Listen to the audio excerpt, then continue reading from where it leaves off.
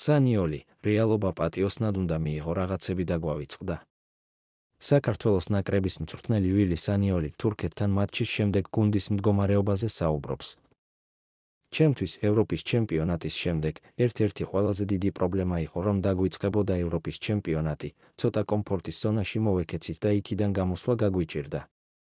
ყველაზე მნიშვნელოვანი თვისება ასეთ სიტუაციაში არის რეალობის პატიოსნად მიღება, უნდა ვიცოდეთ, ვინ ვართ ჩვენ, როგორც გუნდი, როგორც ფედერაცია.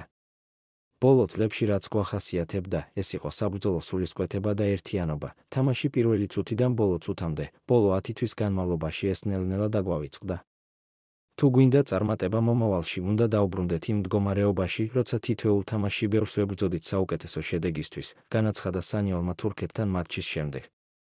შეგახსენებთ, დღეს საქართველოს ნაკრებმა თურქეთის ეროვნულ ნაკრებთან მნიშვნელოვანი მატჩი 4-1 დათმო და მსოფლიო ჩემპიონატზე გასვლის შანსიც შეიმცირა.